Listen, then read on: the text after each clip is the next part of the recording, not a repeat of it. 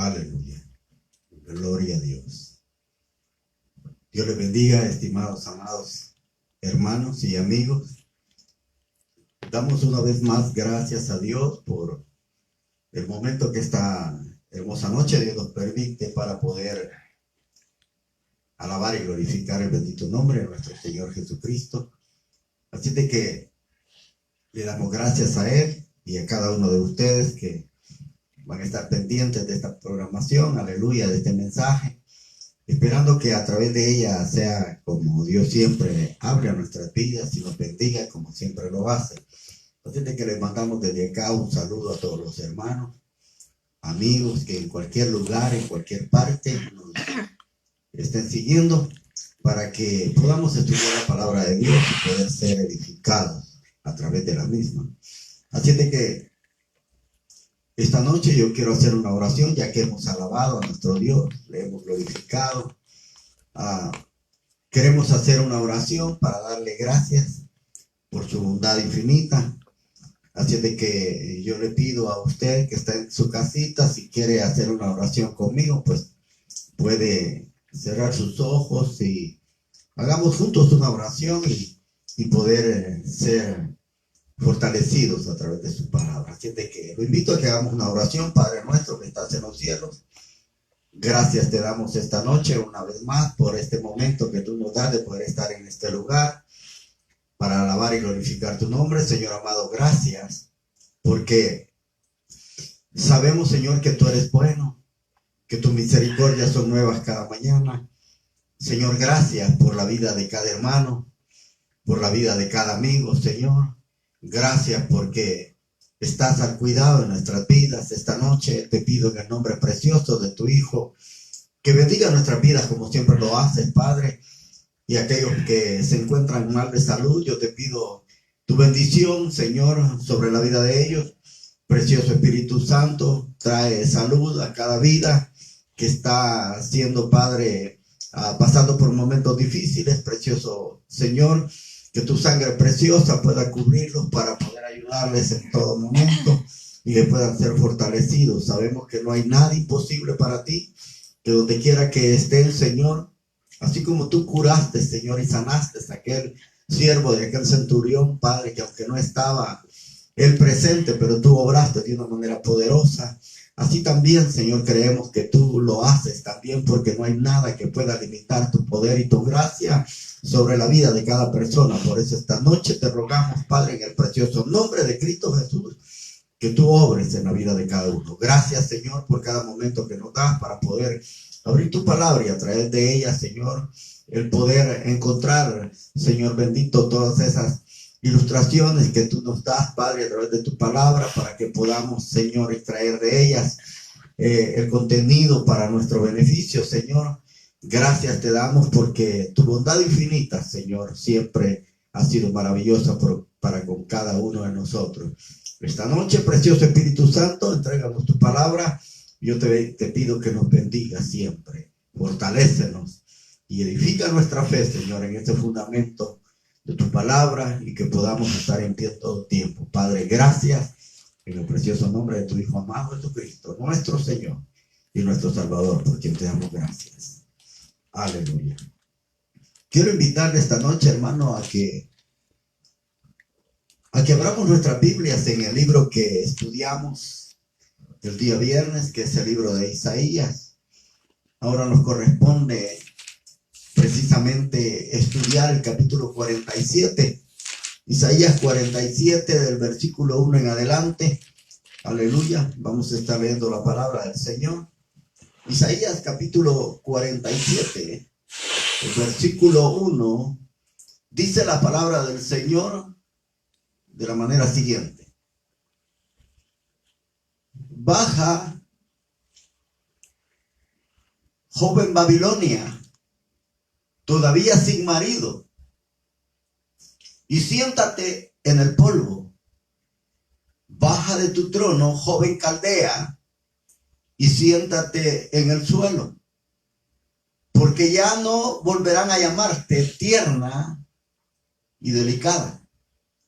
Toma la piedra de moler y muele la harina, Quítate el velo, recoge tus faldas, desnúdate las piernas, pasa a pie los ríos, que se te vea el cuerpo desnudo, sí, que quede tu sexo al descubierto. Voy a vengarme y nadie podrá impedirlo con sus ruegos. Nuestro Redentor, el Dios Santo de Israel, cuyo nombre es Señor Todopoderoso. Amén. Dejamos hasta ahí la palabra del Señor. Y como usted sabe, hemos venido siguiendo un estudio precisamente de este libro. En el capítulo 46 hablábamos de cómo Dios, hermanos, había llevado sus planes, sus propósitos a través de esos instrumentos humanos, como lo había sido precisamente Babilonia en cierto tiempo, Asiria también. Eran instrumentos que Dios había usado con la finalidad de aplicar un correctivo a la vida de su pueblo. Pero llega el momento cuando Dios tiene que usar una nación diferente para poder traer libertad, para poder traer o romper esa esclavitud que había en el pueblo de Dios durante muchos años. Dios usa precisamente al rey de Ciro para poder traer libertad a su pueblo y sacarlo de la esclavitud. Es decir, que Dios, así como en el pasado usó diferentes naciones y hombres que estaban al frente de las mismas para llevar a cabo sus propósitos eternos, de la misma manera en el presente Dios lo sigue haciendo. Es decir, hermanos, que Dios no cambia. Él es el mismo y la misma forma que usó Él en el pasado para poder llevar a cabo los propósitos que Él tiene, para que su palabra se vaya cumpliendo tal y como Él siempre lo ha hablado desde años atrás. Dios lo va a seguir haciendo a través de las personas.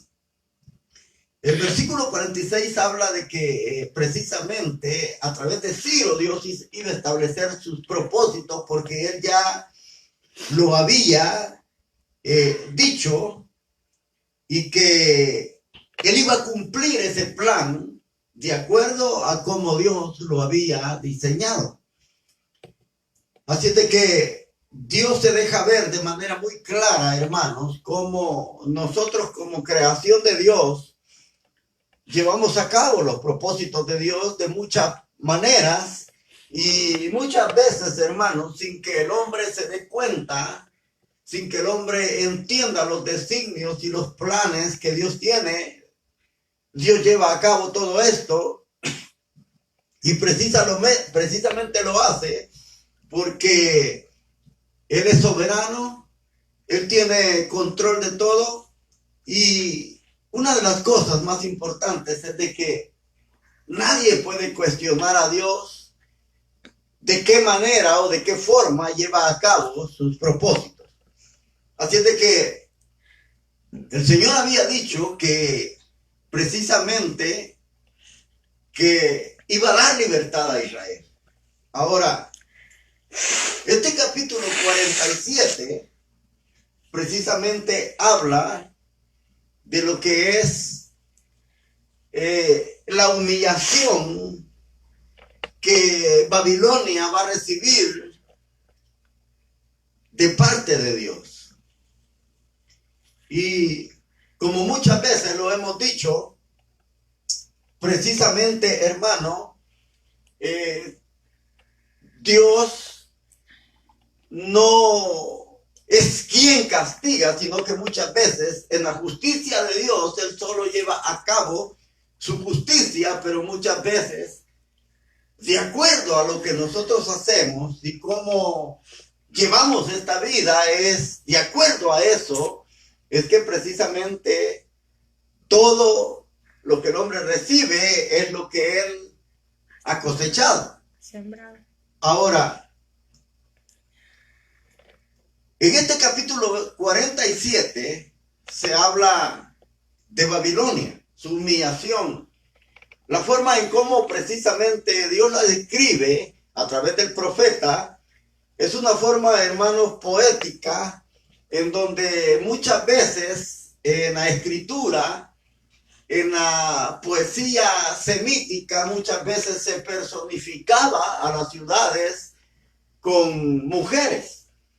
Ahora, esto es lo que precisamente hace el profeta. Ahora, llama la atención, hermanos, porque Babilonia se ha venido hablando en este mismo libro de Isaías, en el capítulo 13 y capítulo 14, se describe precisamente cómo, hermanos, muchos años antes Dios había ya declarado a través del profeta Isaías que iba a venir la ruina de Babilonia y que iba a llegar a través precisamente de el imperio de los medos y los persas, conquistando precisamente a Jerusalén, a Babilonia, perdón.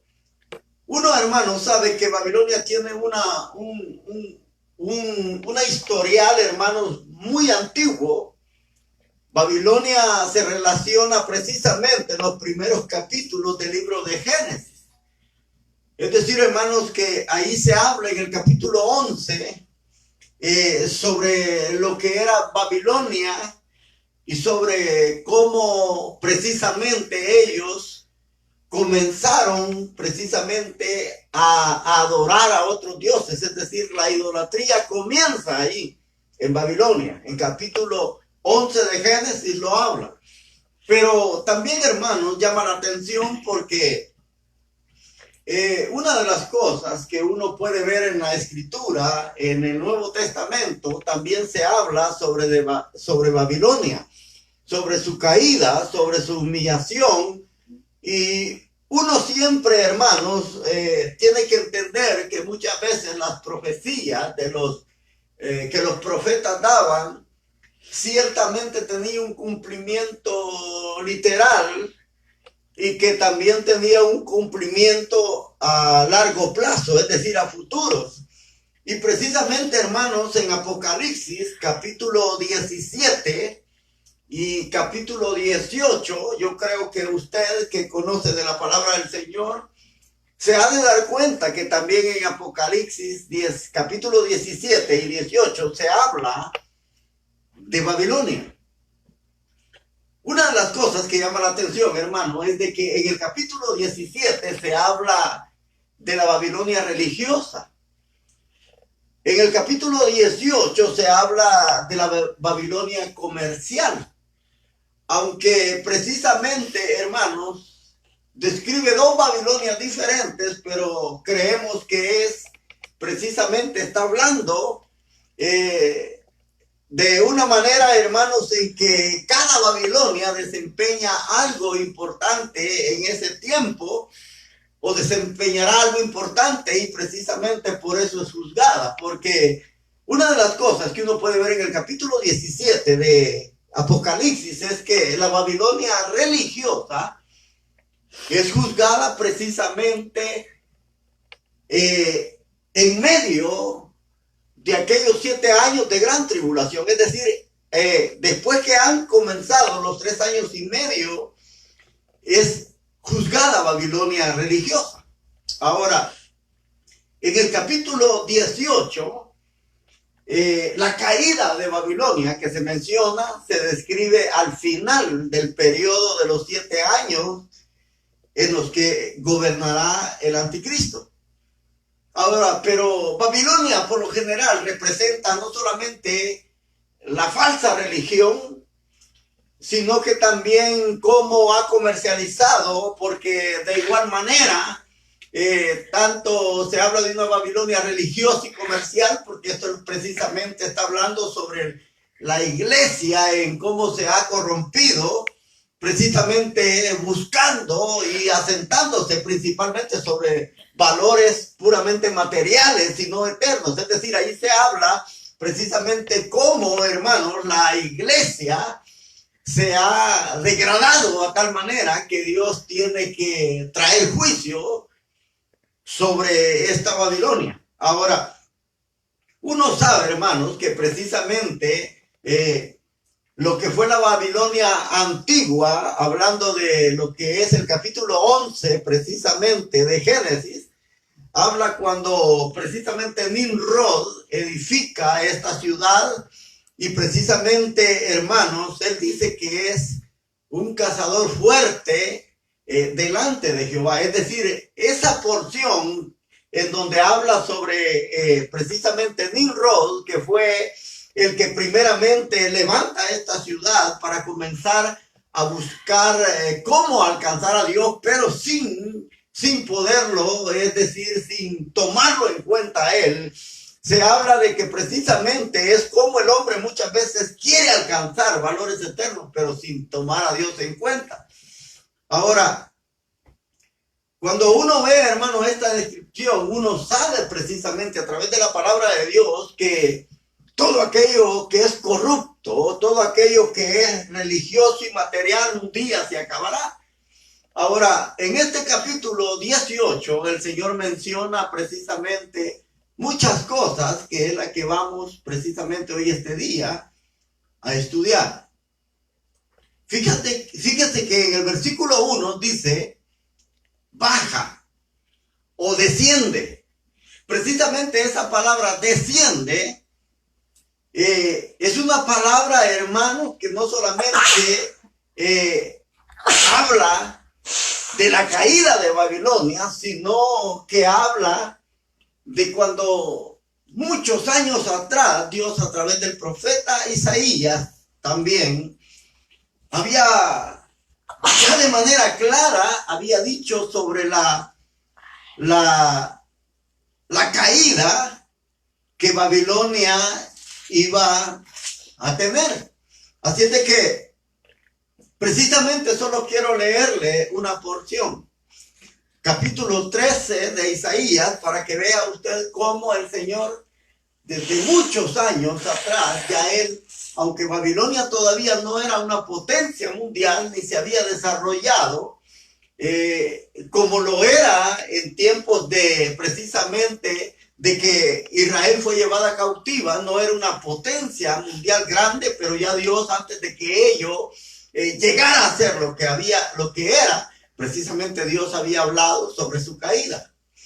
Fíjese que aquí en el capítulo 13, yo solo le voy a mencionar algunos puntos. Dice, capítulo 13 de Isaías, palabras proféticas contra Babilonia, las cuales recibió por revelación Isaías, hijo de Amón. Dice, alcen en un monte pelado la señal de combate, den la orden de ataque, los soldados levanten la mano para que avancen por las puertas de los nobles. Ya he llamado a mis valientes, dice, y he ordenado a mis guerreros consagrados, a los que se alegran por mi triunfo, para que ejecuten mi castigo. Miren lo que Dios había hablado desde muchos años antes de que Babilonia fuera una potencia. Dios había dicho que precisamente iba a caer. Ya Dios estaba preparando todo. ¿Por qué? Porque precisamente, hermanos, Dios conoce la historia de la humanidad y conoce cuál es el rumbo que cada persona va a seguir. Por eso dice aquí, se oye un grito en los montes como de mucha gente, se oye el rugir de las naciones, de los pueblos que se han reunido. El Señor Todopoderoso pasa revista a sus tropas dispuestas para la batalla.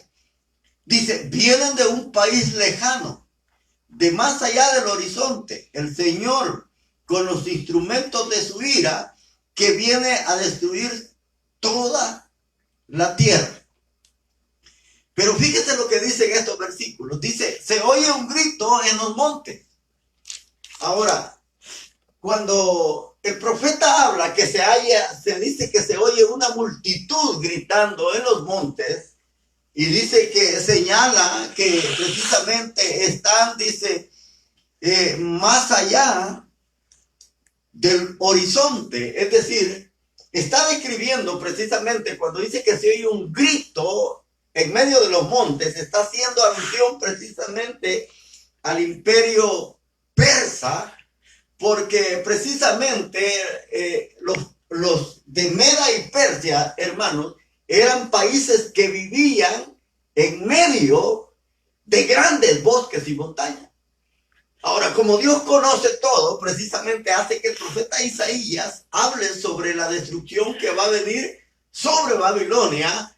Precisamente esta palabra que utilice, que el capítulo 47 de Isaías, donde él dice, descienda, precisamente está hablando de la caída a través de los medos y los persas. Dice, joven Babilonia. En la versión Reina Valera dice, virgen Babilonia, hija de Babilonia. Dice, todavía sin marido. Así dice esta versión. Todavía sin marido. Ahora, ¿por qué describe a Babilonia como una virgen? No es porque Babilonia, principalmente el profeta esté hablando sobre lo que era Babilonia, sobre la moral o la espiritualidad que ella tenía, sino que cuando dice virgen, porque le voy a decir algo, muchas veces las palabras en la Biblia difieren de significado, porque muchas veces cuando se habla de virgen, en la palabra del Señor se habla de las personas que son morales, de las personas que todavía no han precisamente decaído en una inmoralidad y se mantienen puras. Ahora, pero en este caso, cuando habla sobre la Virgen de Babilonia, no está hablando de la moral que esta religión o que esta ciudad o su gente que vivía ahí mantenía. La virginidad de la que habla sobre Babilonia, dice Virgen de Babilonia, precisamente está hablando, hermanos, que ella no había sido conquistada. Por eso en esta versión tiene algo aparte que todavía dice sin marido. Oiga bien. Ahora, por eso tiene esto agregado aquí, dice todavía sin marido. Ahora, porque usted sabe de que cuando una joven virgen todavía no ha sido conquistada por un hombre, ella precisamente no está bajo el dominio de nadie. Ella es libre para hacer lo que quiera. Pero cuando ya un marido o una persona ha conquistado a una mujer, esa mujer muchas veces pierde muchas libertades. Ahora, está dominada precisamente por el hombre. Ahora, y esto es lo que precisamente dice el profeta. Dice, joven Babilonia, todavía sin marido. Es decir, haciendo alusión que Babilonia nunca había sido conquistada por otra nación. Es decir, habla de la impugnancia que tenía Babilonia para ser conquistada. Si usted se recuerda, en algunos capítulos anteriores habíamos hablado de cómo precisamente Babilonia era de impugnable. La situación era que Babilonia difícilmente había podido ser conquistada por ninguna otra nación por la ubicación geográfica donde ella se encontraba. Ahora, ¿y cuál era el problema? No solamente tenía muros, hermanos, con grandes alturas, sino que Babilonia, hermanos, estaba rodeada del río Éufrates. Es decir, estaba rodeada. Para poder conquistar a Babilonia, las personas tenían que entrar precisamente a través de naves que pudieran llevarlo hacia lo que era Babilonia. Ahora, muchos habían intentado conquistar Babilonia, pero Babilonia era impenetrable, no solamente por los muros, sino la ubicación que ella tenía. Ahora, ¿cómo fue que precisamente Ciro conquista Babilonia? Fíjense que según la historia, dice que cuando Ciro llega precisamente a las orillas del río para tratar de poder penetrar y poder llevar a cabo la conquista de la nación de Babilonia, dice que él esperó por muchos tiempos, esperando a ver qué podía hacer. Pero como ya el profeta había dicho que Dios iba a abrir con puertas, que Dios iba a ir adelante peleando por Ciro, abriendo con puertas, rompiendo cerrojos. Y precisamente eso habla de que en el momento en que Ciro espera por un largo periodo, recuérdese que antes sitiaban las ciudades y esperaban a veces 2, 3 años para tratar de ver cómo hacían para poder conquistar esa ciudad. En el caso de la Babilonia, hermano, Ciro esperó mucho tiempo para poder conquistarla. Al final, hermanos, él tuvo una idea, pero esa idea no venía de él, sino que era algo que Dios había puesto en él. Para poder conquistarla, la palabra de Dios dice de que él desvía el caudal del río hacia otro lugar.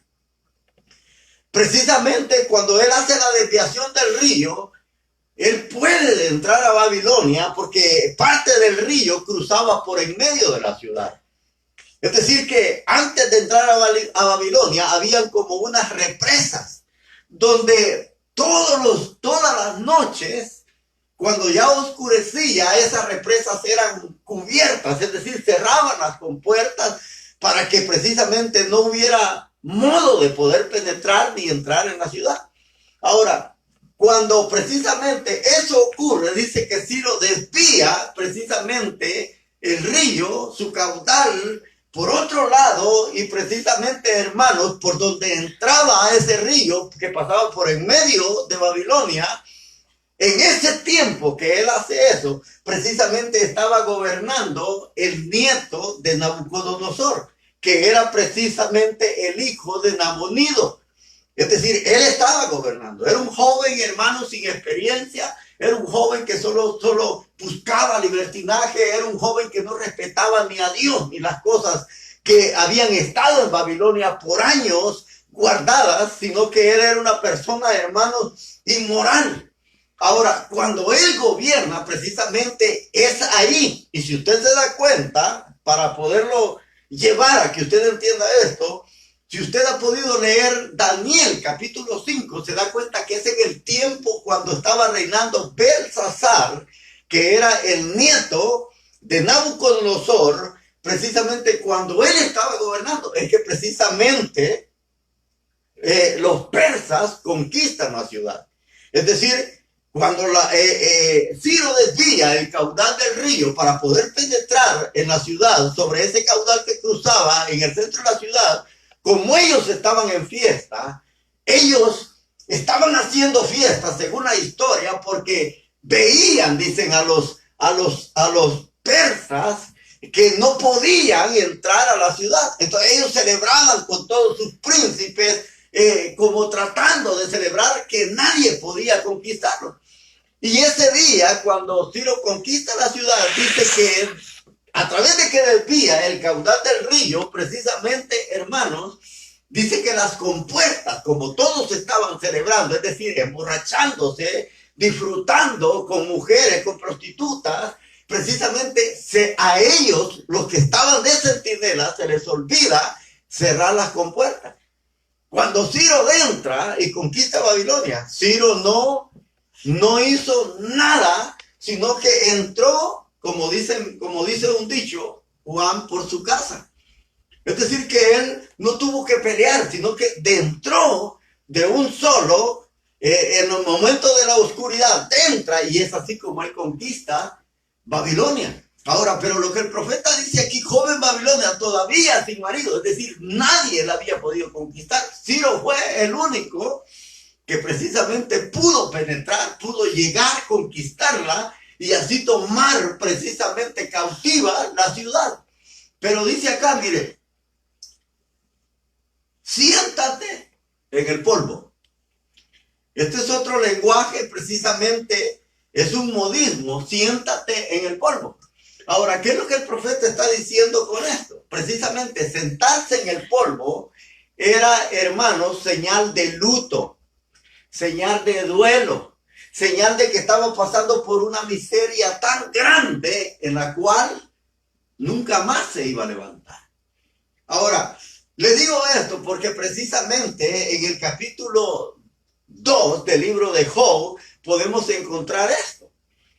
Usted conoce la historia. Dice la palabra del Señor que cuando a Job se le quita todo lo que tiene, lo material, que pierde todos sus hijos, dice, y él es asolado o azotado con una enfermedad o una sarna maligna, dice que él se viste de luto y se sienta en ceniza.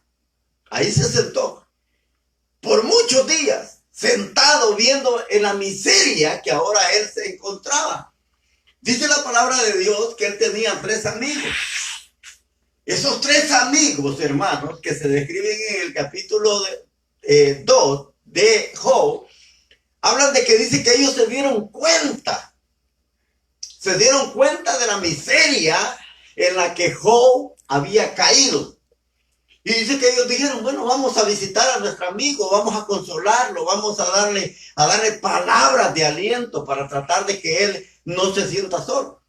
Y dice la palabra del Señor que cuando ellos vieron a Job de lejos, dice que ellos sintieron aquel dolor, y tanto fue ese dolor que ellos sintieron al ver su amigo en la condición que estaba, de que desde lejos ellos se quedaron y no se acercaron.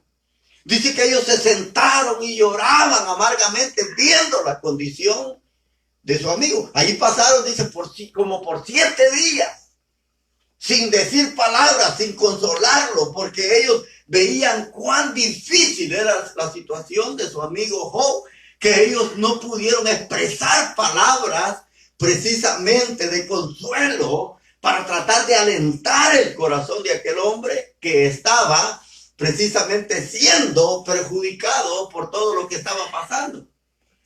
Ahora, por eso dice aquí, siéntate en el polvo. Dice, baja de tu trono, joven caldea. Es decir, cuando está diciendo, baja de tu trono, que precisamente, hermanos, su trono va a ser usurpado, va a ser quitado. ¿Por quién? Por Ciro, por los medos, por los persas que iban a conquistar la ciudad. Dice, baja de tu trono, joven caldea, y siéntate en el suelo.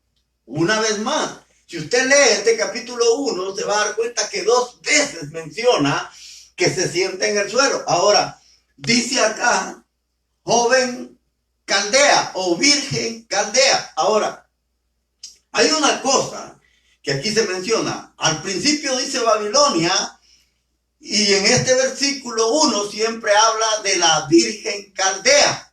Ahora, ¿por qué dice Babilonia y Caldea? Porque precisamente se está refiriendo, hermanos, a lo que ellos eran, es decir, su ciudad, su nacimiento.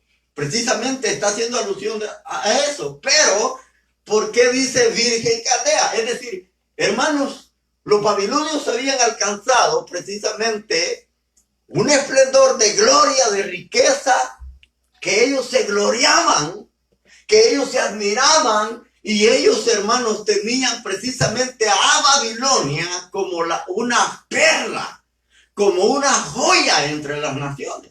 Esa era la gloria que Babilonia había alcanzado en aquellos tiempos. Ahora, ¿por qué? Porque Babilonia había llegado a desarrollar un esplendor, una gloria, un poder. Era una potencia que ninguna otra nación del mundo la tenía para esa época. Ahora, ¿y por qué precisamente ellos se gloriaban? No solamente de todo lo que habían alcanzado, sino que recuérdense, hermanos, que en tiempos antiguos Babilonia llegó a poseer precisamente una de las 7 maravillas del mundo antiguo.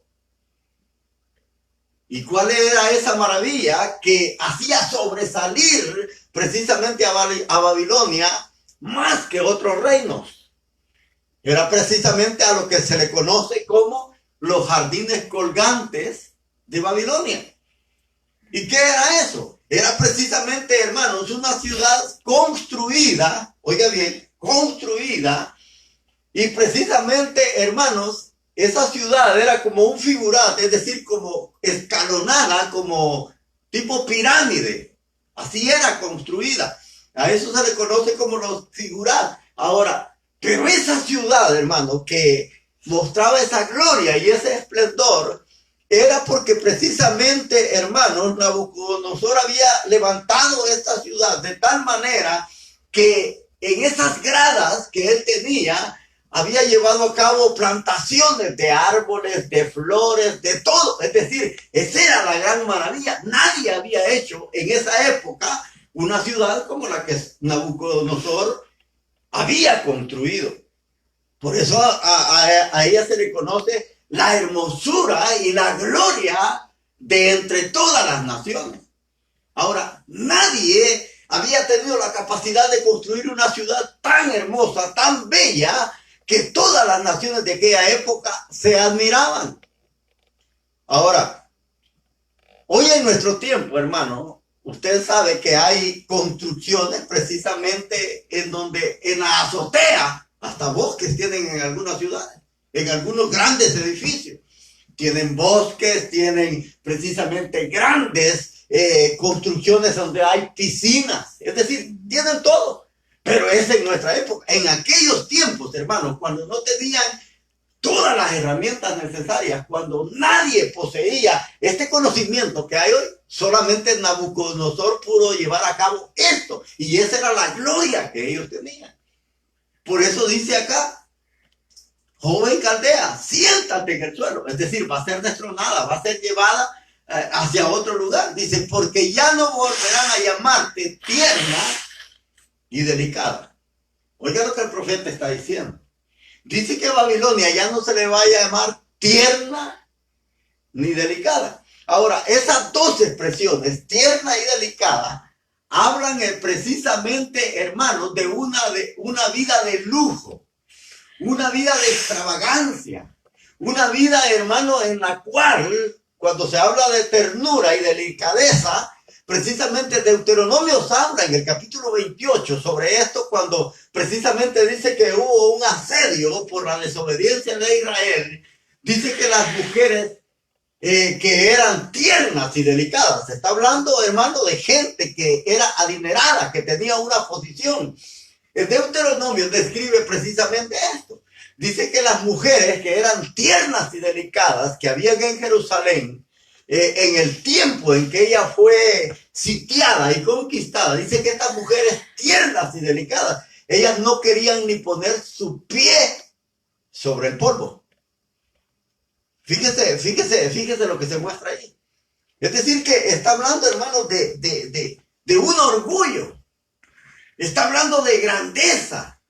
Está hablando, hermano, como ahora en día, y le voy a poner un ejemplo. Yo no sé si a usted le ha tocado poder ver personas así. Pero muchas veces, hermano, nosotros que venimos de nuestros países de allá de Centroamérica, usted sabe que en los países nuestros, la mayoría de las personas son pobres. Son pobres. Somos pobres. Es decir, si jamás llegamos a tener quizás como medio de transporte, es una bicicleta.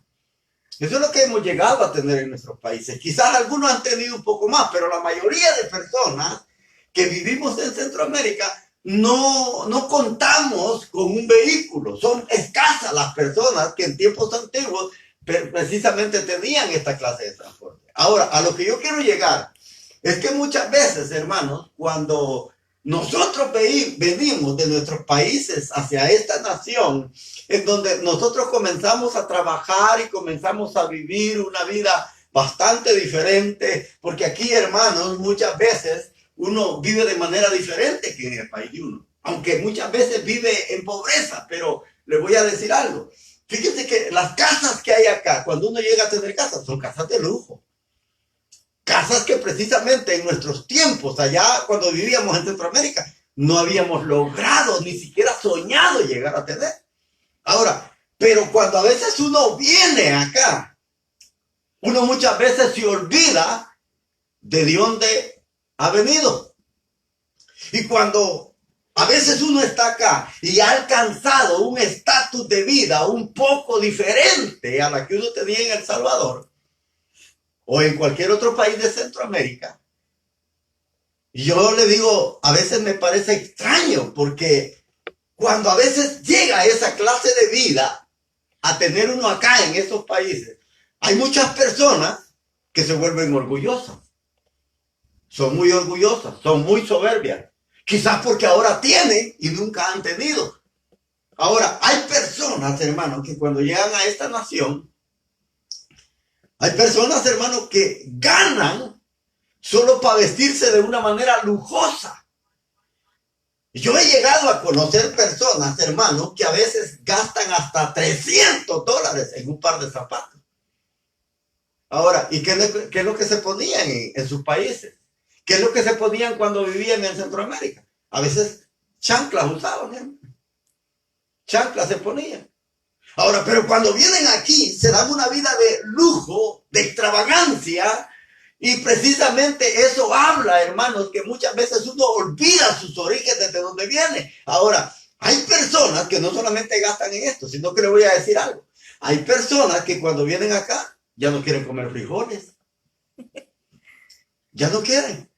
Dice. Yo no voy a comer frijoles, dice. Yo no. Ahora, como que le da vergüenza comer frijoles. Yo no sé si usted se recuerda, hace algunos años atrás, venía una mujer en una caravana que venía de Honduras. Cuando pasó por lugares en México, fíjense bien, la gente, hermano, en México colaboraba mucho con los inmigrantes, dándoles ropa, dándoles comida, aunque sea comida humilde, pero no los dejaban aguantar hambre.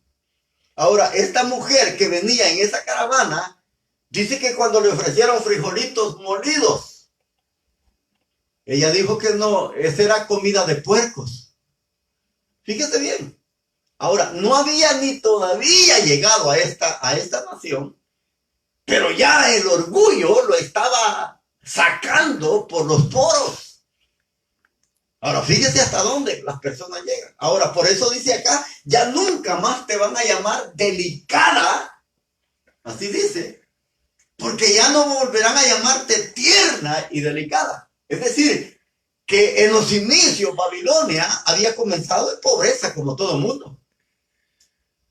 Babilonia, antes de ser una gran potencia, había sido una ciudad con extrema pobreza. Pero como ahora había alcanzado un nivel de lujos a través de la riqueza y de todo lo que ella había ganado, ahora era tan delicada, tan tierna, que precisamente, hermanos, hacía ver de esta manera su orgullo, su vida de lujo y de extravagancia, como ella muchas veces se manifestaba. Ahora, aquí hay algo, hermanos, aquí hay precisamente algunas lecciones que uno puede sacar. Porque cuando alguien olvida sus orígenes y hermanos, y comienza a vivir una vida de extravagancia, de lujos, queriendo aparentar muchas cosas, hermano, eso tarde o temprano se puede acabar. Tarde o temprano. Porque el lujo no dura toda la vida. Por eso uno, hermanos, debe de mantener, como dice por ahí, los pies sobre la tierra. No olvidar nunca de dónde Dios lo ha sacado. Y eso fue un problema para Babilonia. Babilonia olvidó sus orígenes. Olvidó cómo fueron sus primeros días. Lo que pasa con mucha gente, cuando viene a este país, hay mucha gente, hermanos, que uno se asusta. Hay mucha gente que uno a veces se queda un poco así pensativo. Porque verdaderamente, hermano, están mostrando una vida que precisamente solo es apariencia. Y esto es precisamente importante para nosotros, porque en todo esto podemos ver, hermano, que cuando alguien se apoya en la riqueza, cuando alguien se olvida de sus orígenes, tarde o temprano, quiere decir esto, que va a llegar el momento donde a lo mejor todo esto se puede acabar. Se va a acabar. Y fíjense que las personas que muchas veces se acostumbran a vivir una vida de lujo, después ya tienen miedo de regresar a la pobreza. Por eso es que hay muchas personas, hermanos, que cuando han llegado a alcanzar un estatus de vida bastante adecuado para poder llevar una vida muy diferente a la que tenían. Muchas veces cuando las riquezas se les acaban, lo primero que hacen, por no regresar a la pobreza que ellos tenían en el pasado, lo que hacen es quitarse la vida. Quitarse la vida. Y le voy a poner un ejemplo. Yo no sé si recuerda aquel hombre que era mayordomo y trabajaba con un rico. Precisamente él era el mayordomo. Y dice que cuando fue descubierto, porque él estaba robando, estaba haciendo malversación de fondos de la riqueza que no era de él, sino de su amo. Dice de que su amo se da cuenta y lo llama a que rinda cuenta. Entonces él dice que comienza a llamar a los deudores que su amo tenía y comienza a perdonarles parte de esa deuda. Dice que algunos que debían quizás 100 barriles de aceite, es un ejemplo, 100 barriles de aceite, le dijo, ya no, ¿cuánto le debes a mi amo? 100 le dijo, 100 barriles de aceite. Él le dijo, pon 50. Y así comenzó a llamar a los que eran deudores de su amo y comenzó él a usar de una manera sagaz la sabiduría para tratar de que si su amo lo echara, como dice en esa porción de los evangelios, cuando Jesús cuenta esa parábola del mayordomo infiel, dice él, ya soy viejo, mendigar me da vergüenza. Así es de que voy a tratar de hacer negocio con el dinero de mi amo para que cuando mi amo me eche, pueda tener amigos que me ayuden a salir de la miseria. Y esto es lo que pensaba. Decía él, es que mendigar a mí me da vergüenza. Ahora, quizás este hombre, cuando él comenzó a trabajar con su amo, ha de haber sido una persona pobre. Una persona que tal vez no tenía nada, porque todos comenzamos así en el inicio, hermano. La mayoría, cuando venimos aquí, solo venimos con la ropa. A veces con los zapatos que venimos hasta enseñando las uñas. Pero con el pasar del tiempo, y logramos llevar una vida muy diferente a la que teníamos en nuestros países, hermano, muchas veces comenzamos a actuar de manera diferente. Y quizás, hermano, cuando eso se nos acaba, a muchas personas les da miedo, les da temor volver a ser lo que eran antes de llegar, antes de que poder tener una vida como la que tienen de lujo. Y ese era un problema. Por eso dice acá el profeta, ya nunca te volverán a llamar tierna y delicada. Nunca más. Es decir, se le va a acabar todo. La vida de lujo, la vida de extravagancia, la vida de derroche, de riqueza, se le iba a terminar. Ahí se le iba a terminar. Porque ya nunca más la iban a llamar tierna y delicada. Es decir, nosotros no debemos de olvidar, hermano, de dónde venimos, ni lo que somos. Porque muchas veces cuando nosotros queremos llevar una vida diferente a lo que nosotros éramos, tarde o temprano, eso se va a acabar. ¿Y sabe cuál es el problema, hermano? Cuando a veces uno logra tener un estatus de una manera muy diferente a la que tenía uno anterior, uno comienza, hermanos, a actuar con injusticia. Porque como yo ya tengo un estatus diferente al otro, comienzo a menospreciar a la gente. Comienzo a tratarla mal. Comienzo a verla de menos. Como lo que pasa hoy en día. Que cuando muchas personas llegan a hacerse ciudadanos, ya ven de menos a los que no tienen documentos. Hablan mal. Los tratan de manera pésima. Ahora, eso, hermano, es malo. Y eso precisamente es lo que nosotros tenemos que ver. Es decir, nunca llegar a esta situación. Porque toda esa injusticia que nosotros cometemos cuando logramos algún estatus de vida muy diferente, tarde o temprano, hermano, de la manera en que nosotros tratamos, Dios nos va a tratar igual. Porque lo que nosotros sembramos, también lo cosechamos. Y eso es lo que pasaba aquí. Dice, ya no volverán a llamarte tierna y delicada. Dice, versículo 2, toma la piedra de moler y muele la harina. Mire hasta dónde había regresado otra vez Babilonia. Babilonia es descrita como una mujer que vivía en grandeza, en lujo, en gloria. Ahora, pero ahora las cosas cambian. Versículo 2 dice, toma la piedra de moler y muele la harina. Es decir, que ella iba a volver a una pobreza que quizás ni cuando ella en sus inicios había hecho esto. Pero ahora dice, toma la piedra y comienza a moler harina. Ahora, es decir, está hablando, hermanos, de una condición de vida social en la que ella va a bajar todavía más abajo de la vida que ella tenía en sus primeros inicios. Es decir, que iba a ser esclava. Porque esto que dice aquí el profeta de tomar la piedra de moler, o como se le llama en otras versiones que dice mortero. Yo no sé si usted alguna vez ha hecho eso, pero yo le voy a decir algo. Yo lo hice en algún tiempo cuando estaba joven. Cuando yo me recuerdo que antes para sacar el arroz se usaba un gran pedazo de madera con un hoyo y se usaba un pedazo de palo para poder extraer y poderle quitar la cáscara al grano. A eso se le llamaba precisamente mortero. Ahora, pero era un trabajo, hermano, de que uno no tenía que darle fuerte, porque si daba fuerte, el grano se quiebra, el grano se rompe, se hace harina. Entonces lo que saca de ahí ya no es arroz, sino harina. Entonces imagínense para una persona que era esclava y se ponía a sacar harina en estos morteros. O sea, ese trabajo no era para ella, porque ella iba a estar como esclava, es decir, trabajando para otro.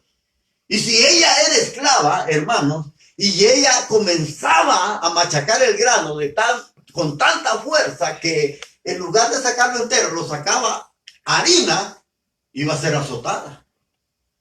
Y eso es el problema. Por eso dice aquí Isaías, toma la piedra de moler y muele la harina. Este trabajo estaba precisamente diseñado para los esclavos, aquellos que no tenían voz ni voto, aquellos que tenían que trabajar todo el tiempo, a toda hora, es decir, no tenían descanso. Mire la situación que Babilonia iba a llegar.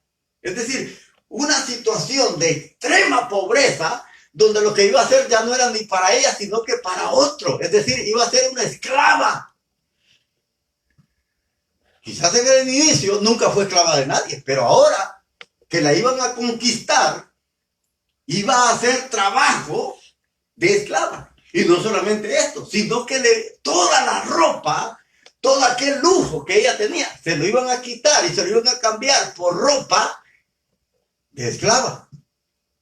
Mire la forma como Isaías nos habla. Y dice, toma la piedra de moler y muele la harina. Quítate el velo.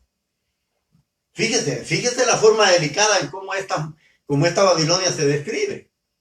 Usted sabe que en el cercano Oriente Medio, precisamente, hermanos, las mujeres del Oriente siempre usaban un velo, mostrando delicadeza. Es decir, ellas, hermanos, se cubrían la cara con ese velo. Ahora, aquí se le dice que tome el mortero, que saque harina y que se quite el velo. Dice, recoge tus faldas. Desnúdate las piernas. Oiga bien. Recoge tus faldas, desnúdate las piernas. ¿De qué está hablando el profeta? Precisamente está hablando, hermano, de una degradación en donde ella va a ser humillada. Porque fíjate que las esclavas antiguamente, cuando tenían que hacer algo, y antes, hermano, que no existían los puentes, ¿qué es lo que le tocaba a la gente? Y le voy a decir, hay partes en nuestros países donde muchas veces no hay puente, y para pasar quizás al otro lado tienen que pasar un río. ¿Qué es lo que la gente hacía en tiempos que no había puente para pasar al otro lado? Buscaban muchas veces los lugares donde el río no era tan hondo. Y ellos tenían que arrollarse sus ropas. Y recuérdense que la figura que está presentando en Babilonia era una mujer. De una mujer delicada. Una mujer que tiene que, como dice aquí, que tiene que recógete las faldas o arrollárselas y enseñar las piernas. Ahora, una mujer, hermano, que precisamente sea una mujer culta, una mujer que precisamente nunca le haya gustado enseñar su cuerpo, ¿qué pasa cuando una mujer lo hace? Se siente humillada, ¿verdad? Se siente avergonzada. Ahora, eso era en aquellos tiempos. Recuerden que le estoy hablando de aquellos tiempos, cuando las mujeres precisamente, y le voy a poner un ejemplo, antes, hermano, las mujeres no se bañaban como ahora. Antes las mujeres hasta con ropa se bañaban. Se ponían una bata y así se bañaban. Ahora no. Hoy es diferente, ¿verdad? Hoy ya la mujer perdió ese pudor y esa modestia y se baña como sea. Y a veces no lo hace, ni siquiera dentro de su casa, sino fuera. Es decir, que no le importa quién la vea. Pero en cambio de ella para hacer estos trabajos tenía que cruzar ríos y para hacerlo y no enseñar sus piernas, ella tenía que buscar los lugares precisamente donde los ríos no tenían mucha profundidad. Porque donde había profundidad, precisamente tenía que desnudarse por completo. Por eso Isaías dice, toma la piedra de moler, muele la harina, quítate el velo, recógete las faldas, desnúdate las piernas, pasa a pie los ríos. Ahora, cuando está diciendo como Babilonia había sido degradada precisamente a sierva, a esclava, ahora ella tenía que ser humillada. Y dice que se iba a pasar los ríos. La alusión a los ríos es un modismo que se usa, hermanos, precisamente para hablar sobre la esclavitud que Babilonia iba a tener, que precisamente para poderla llevar al otro lado de donde los medos y los persas habían venido, tenían que pasar el río. Por eso dice, descúbrete. Eso habla precisamente, hermanos, de aquella esclavitud que le iban a imponer. Fíjese que una de las cosas, hermanos, que Babilonia tenía, que cuando algún esclavo, ellos conquistaban a una nación y precisamente llevaban a los esclavos, ¿sabe qué es lo que ellos hacían?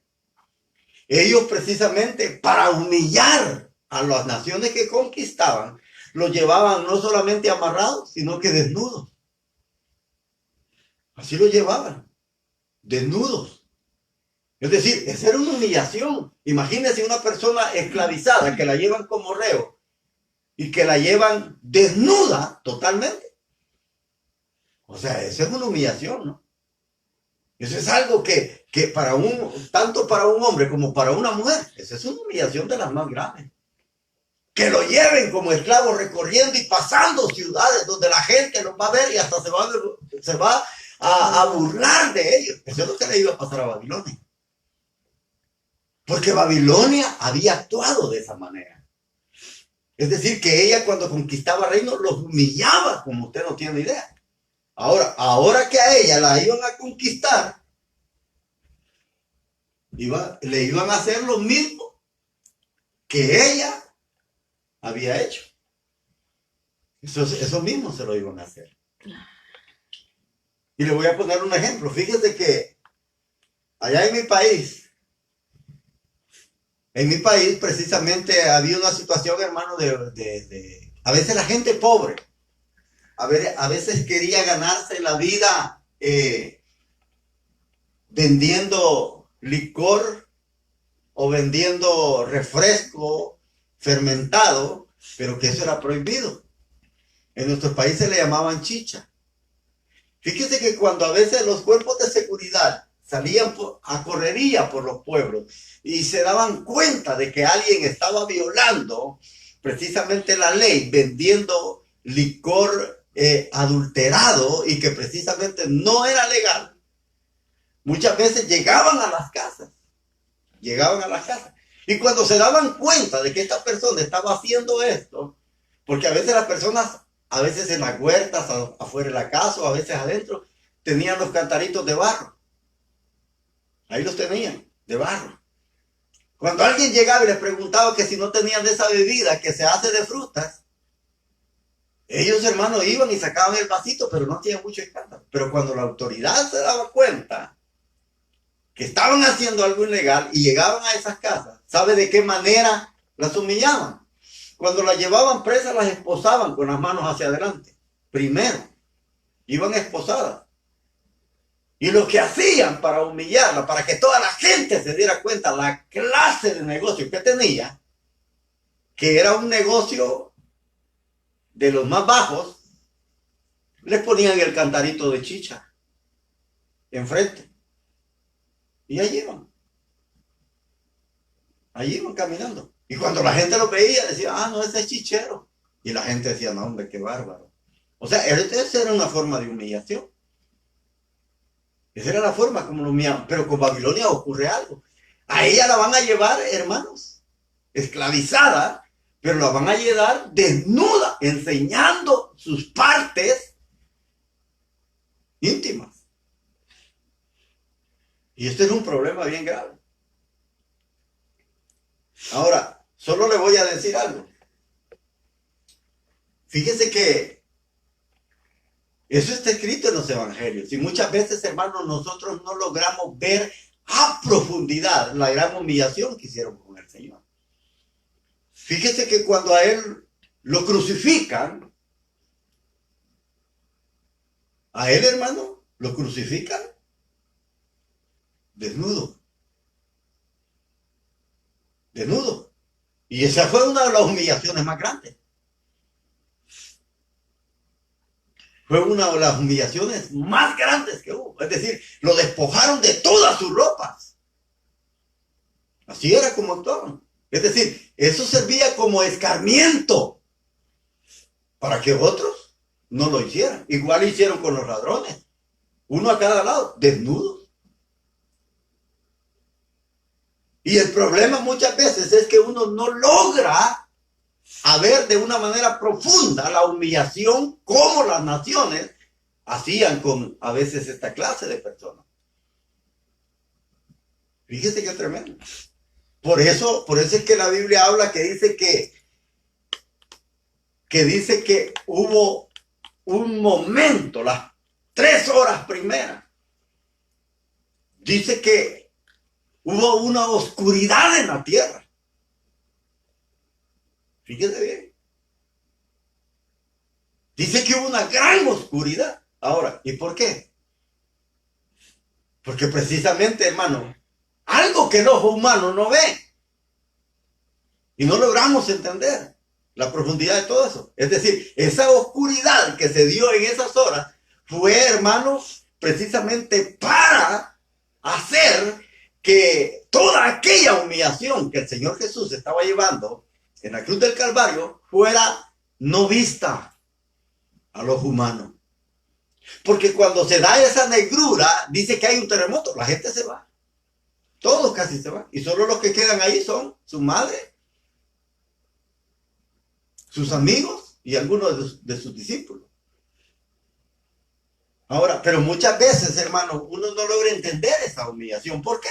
Porque nosotros, hermanos, no conocemos verdaderamente, oiga bien, no conocemos verdaderamente cómo era la cultura de aquellas naciones.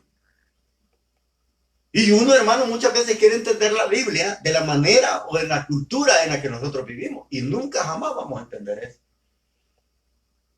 Por eso es que a Babilonia, descrita como una mujer, la hacen que se descubra todo, es decir, todas sus partes. Esta era una humillación lo que iban a hacer con ella. Y le puedo decir eso, hermanos, porque fíjense que esa cosa de humillación muchas veces se daba en los regimientos militares. Se daba. Ahí se daban humillaciones, hermano. Muchas veces, yo le voy a decir algo, a veces lo sacaban para castigarlo a uno.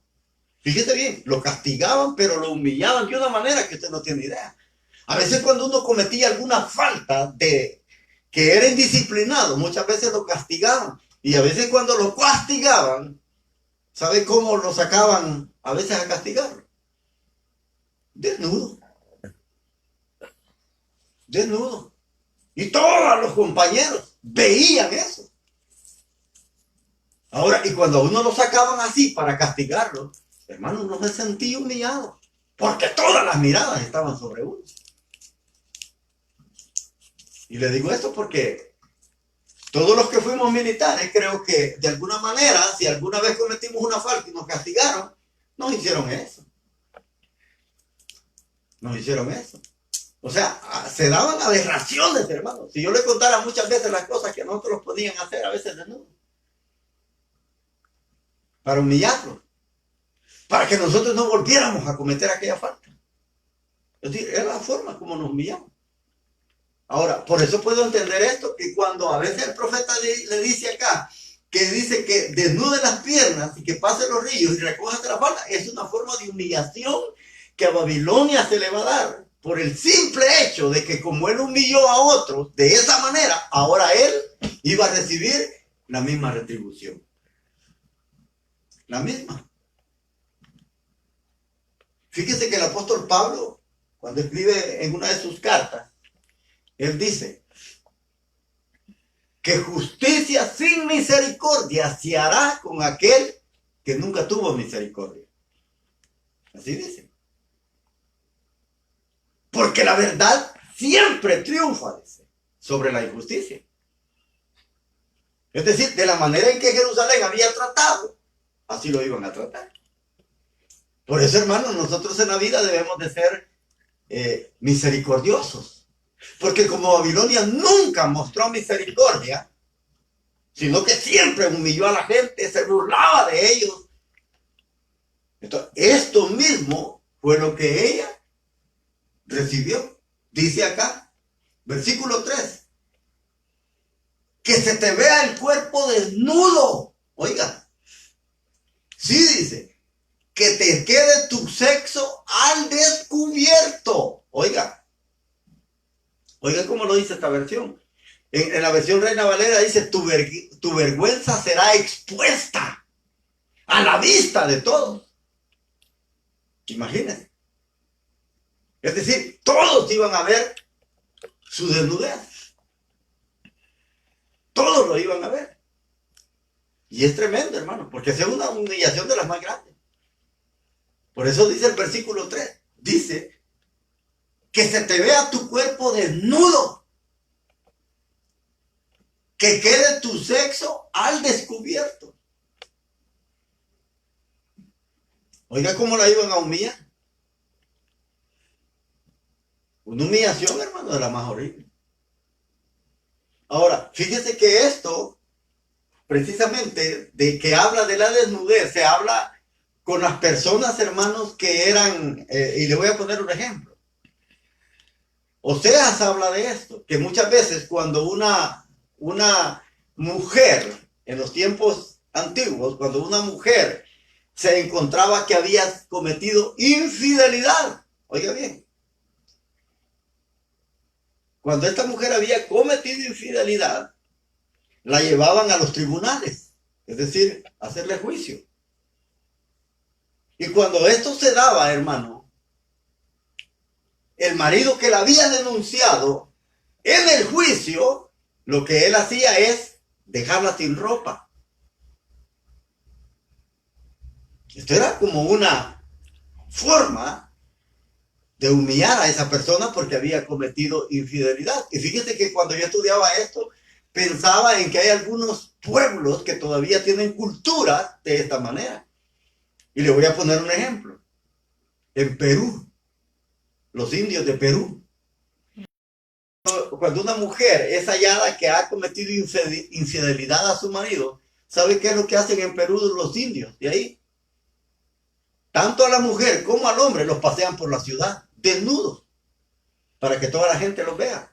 Y no solamente los pasean, sino que les van dando con un como decimos nosotros, como un chilillo, es decir, dándoles fuerte, humillándolos delante de la gente. Ahí está que van agachados así cubriéndose y que no quieren ni caminar porque para que no vean de la manera en que los están humillando.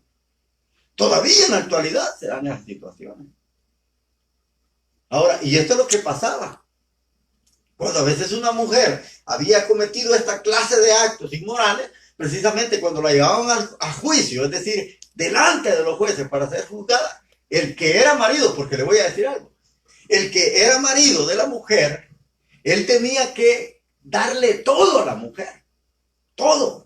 tenía que atenderla bien, pero cuando ella cometía infidelidad, lo que el hombre hacía era quitarle su ropa y precisamente quitarle todas aquellas cosas necesarias que eran importantes para ella, como la ropa, como la comida, se le eran quitadas.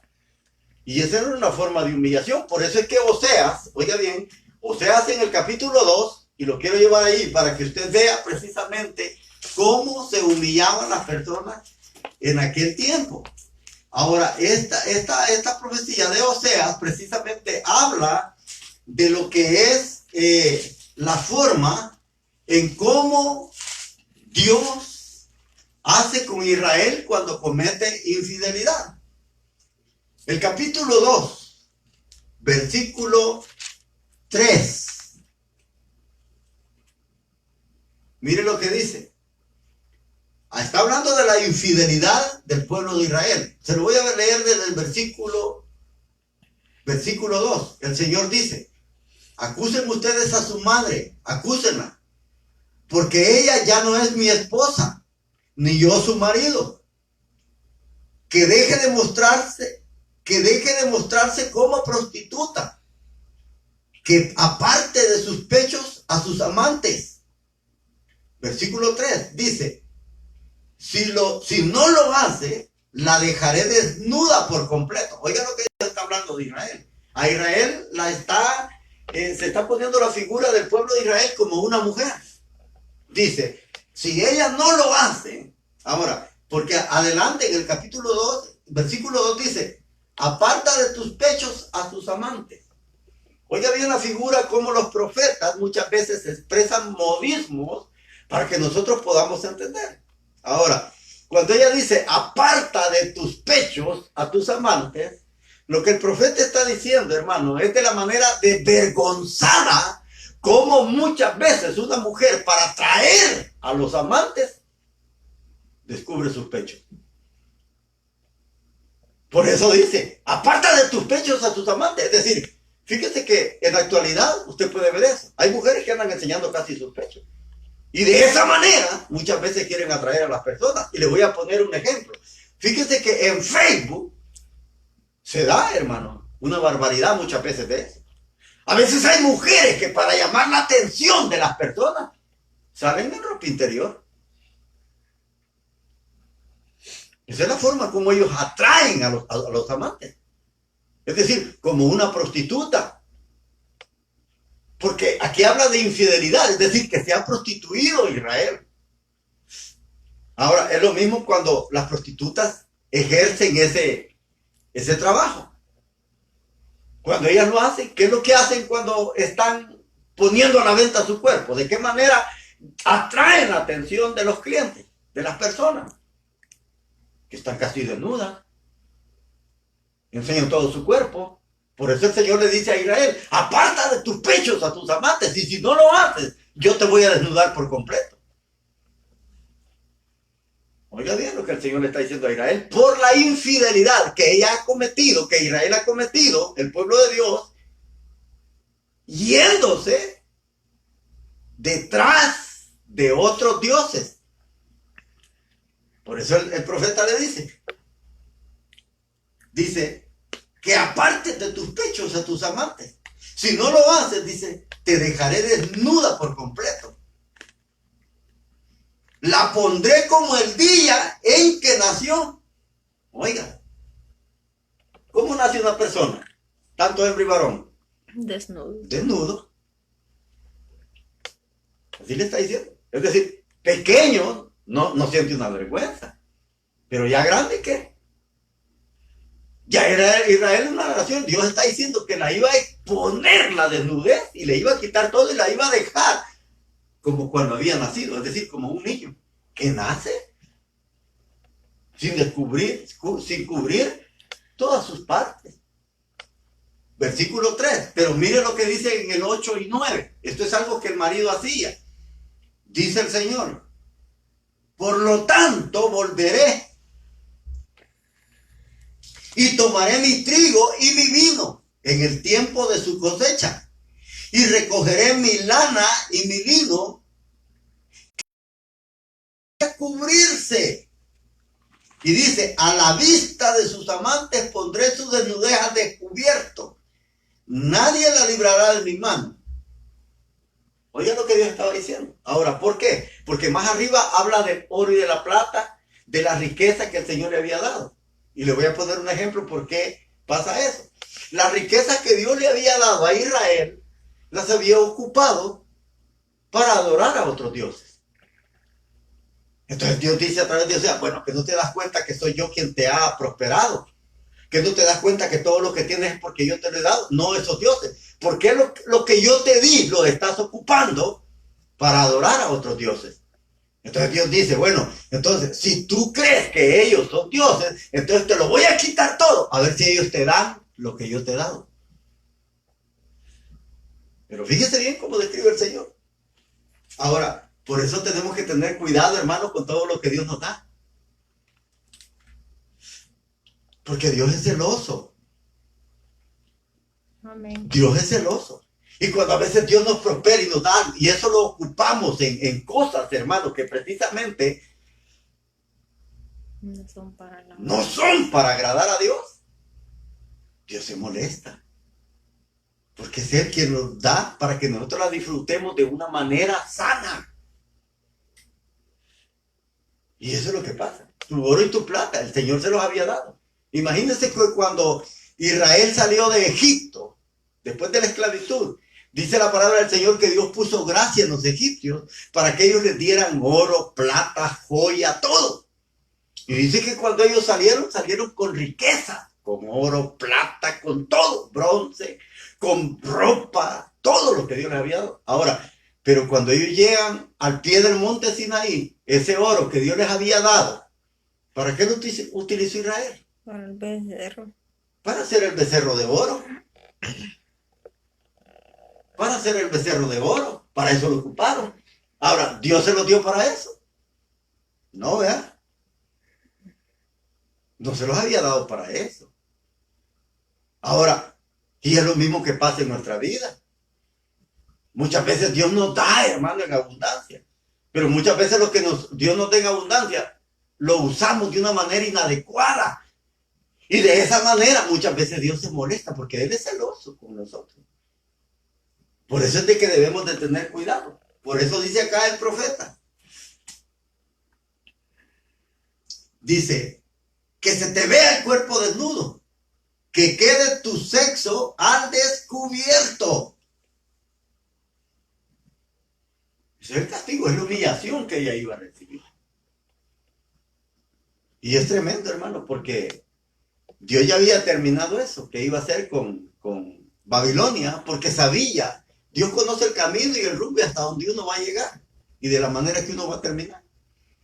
Y como Dios sabía el comportamiento de esta ciudad, que era una ciudad idólatra, era una ciudad que se había corrompido hasta el extremo.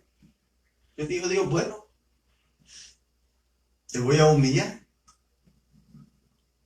Porque muchas veces la riqueza, hermano, nos lleva muchas veces a corrompernos. A veces cuando uno nunca ha tenido algo, a veces eso lo corrompe.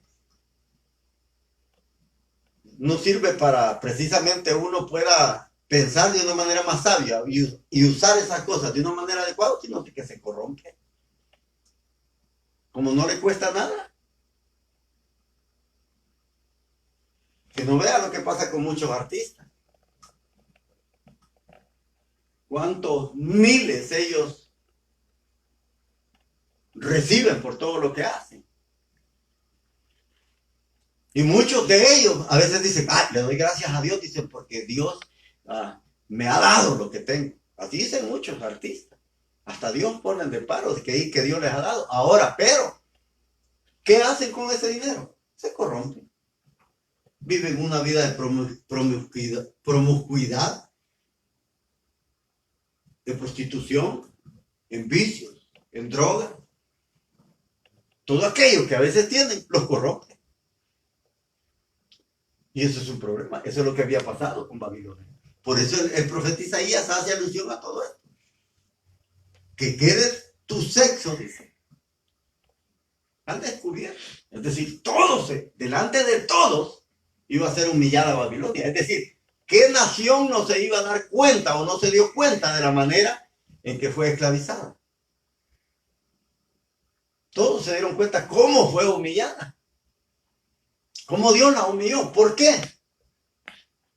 Porque ella se había engrandecido. Por eso nosotros tenemos que tener cuidado. La grandeza muchas veces, hermanos, nos lleva a tratar injustamente a otras personas. Por eso, si algún día Dios nos eleva en alguna posición, nosotros debemos mantener siempre los pies sobre la tierra. No ver de menos a nadie. No maltratar a nadie, porque nosotros estamos en una posición diferente. Sino que al contrario. Entre más tenemos, más humildes tenemos que ser.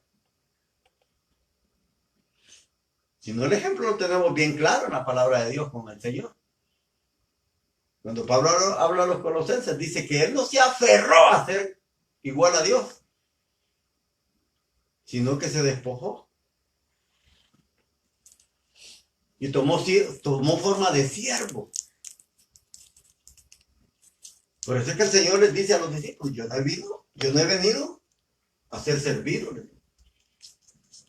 sino a servir. Y eso es lo que el Señor quiere. Que en lugar de que la gente lo sirva, nosotros les sirvamos a ellos. Por eso es que de la palabra de Dios podemos sacar muchas lecciones, hermano, que pueden ser de mucha bendición para nuestra vida.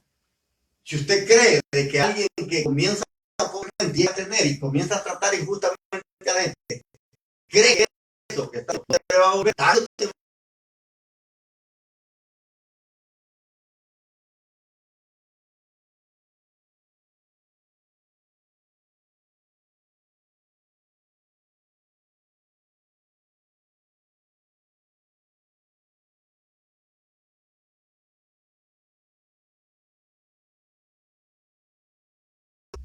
Porque precisamente, hermanos, esa es una ley de siembra y cosecha. Cuando el Señor dice voy a vengarme, es decir, recuérdese que Israel era el pueblo amado por Dios.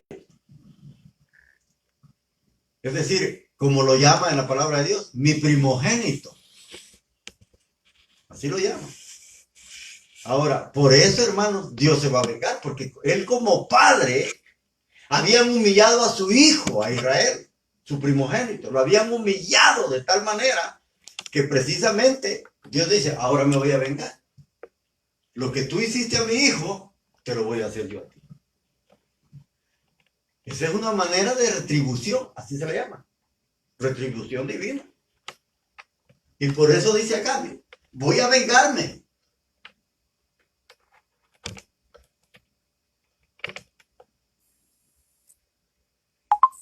Y dice, y nadie podrá impedirlo con sus ruegos. Oiga bien, voy a vengarme. Y nadie podrá impedirlo con sus ruegos. Es decir, que Dios es justo y que precisamente, hermanos, cuando Dios hace eso, dice, nadie va a poder detenerme aunque sea con sus ruegos. Es decir, lo que Dios está diciendo es que nadie va a detenerlo. Él ha determinado hacer lo que va a hacer y no importa, hermanos, que alguien ruegue. Y le voy a poner un ejemplo. ¿Recuerda a Sodoma y Gomorra? Cómo Abraham intercedió por Sodoma y Gomorra.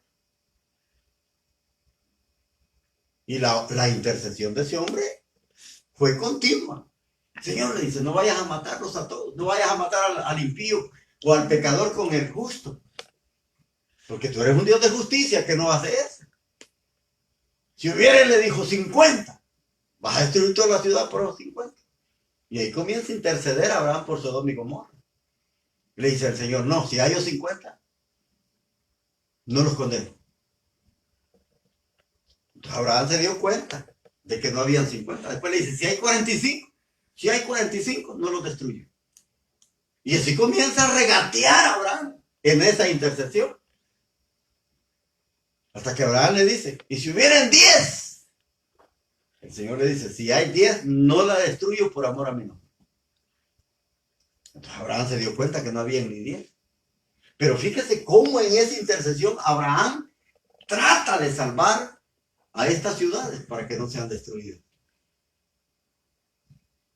Pero toda esa intercesión de parte de Abraham solamente pudo salvar a su sobrino y a sus 2 hijas, porque aún hasta su mujer pereció. Entonces por eso dice Dios, aquí dice el profeta, a nadie podrá impedir con sus ruegos. Es decir, aunque alguien se oponga, los voy a juzgar. Ahora ahí tenemos algo importante. Es decir, que cuando la persona, hermano, llega a un punto y Dios dice, hasta aquí, Dios tiene que actuar. Dios tiene que hacerlo. Porque de otra manera, no hay remedio. Es decir, Dios muchas veces agota todo lo necesario para tratar de que la persona, hermano, no se corrompa, no llegue a donde ha llegado. Dios usa diferentes métodos para tratar de detener la decadencia moral muchas veces del hombre. Pero cuando el hombre no entiende, ¿qué pasa? Dios tiene que aplicar justicia. Tiene que aplicar juicio. Ahora, yo creo que Dios es claro, hermano, en cómo nos habla a través de su palabra. Amén. Con más claridad ya no nos puede hablar. Si el hombre no cambia, no es porque Dios no haya hablado, sino porque el hombre está decidido a no atender los ruegos de Dios. Y si algún día usted no atiende estos ruegos que Dios por años, hermano, ha venido hablando a la vida del hombre, llegará un momento en que ya no habrá tiempo, no habrá espera. Dios tiene que ejecutar su juicio porque se cansó.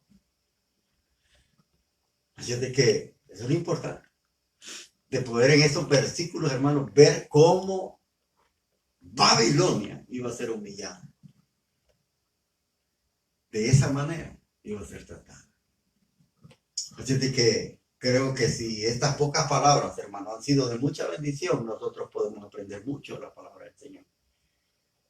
Aprender mucho para que nosotros veamos la manera en cómo Dios muchas veces se esfuerza por tratar, hermanos, de que el hombre no se corrompa, pero aún así, a pesar de todos los ruegos del Señor, cuando el hombre decide hacer lo que va a hacer, no hay nadie que lo pueda detener. Y cuando Dios tiene que aplicar juicio, no crea, hermano, que a Dios no le duele. Porque Dios no espera que nosotros, hermanos, vaya a la vara para hacer caso. Dios es como un padre. Muchas veces los padres, a veces, hermanos, con los hermanos, él dice, mira, te va a caer, no hagas esto, no hagas lo otro. Ahí está, queriéndole disculpar, queriéndolo perdonar. Pero llega un momento que el padre se molesta y cuando viene a sentir el hijo, le ha caído. Ni sabe por dónde le llega. Igual es Dios. Pero cuando el padre muchas veces castiga y ve de la manera en que el hijo a veces se retuerce de los castigos que el padre da o impone, hermano, al padre le duele. Porque él no quisiera llegar a esos extremos. Lo mismo pasa con Dios. Lo mismo pasa. ¿Usted cree que Dios, hermano, quisiera que nosotros estuviéramos sufriendo como mucha gente está sufriendo? ¿Usted cree que Dios quisiera de que este montón de gente que se han muerto, hermano? ¿Usted cree que a Dios le gusta que la gente se muera? No, hermano, Él siente. Él dice, a través del profeta Ezequiel, dice, no quiero la muerte del impío, dice, sino lo que yo quiero que cambie. Por eso dice, les he puesto la vida y les he puesto la muerte. Pero yo les voy a recomendar algo, dice el Señor, escojan la vida. Porque a mí para nada me sirve la muerte del pecador. Para nada. A Dios le duele, hermano, tener que usar corrección con la humanidad cuando no atiende a las palabras. Y si ahorita estamos pasando por situaciones que jamás, oiga bien, hemos visto en nuestros tiempos. Solo le voy a decir algo y con esto me despido. Preparémonos. Preparémonos. Porque si la humanidad no atiende a esta corrección o a esta disciplina que Dios está llevando para detener la perversidad, la degradación moral que en la humanidad hay, van a venir cosas peores. Cosas que nos van a dejar más asustados que ahora. Así es de que Dios tiene que aplicar su corrección porque Él dice que a los que ama, Él disciplina como al Padre, al Hijo, a quien quiere. Dios le bendiga, pase buenas noches, que Dios le dé misericordia. Vamos a orar para quedar despedidos y que sea Dios ayudándolos y fortaleciéndolos en todo tiempo. Padre, gracias te damos esta noche. Gracias por la oportunidad que tú nos das de glorificarte, de exaltarte, de alabar tu nombre. Gracias en el nombre de Jesús. Gracias por cada hermano que ha estado pendiente, por cada amigo, esperando que tu palabra pueda llegar, Señor, y tocar lo más íntimo de sus entrañas y que ellos puedan reflexionar para que te puedan buscar. Padre, gracias en el nombre de Jesús. Tuya es la gloria desde hoy y para siempre.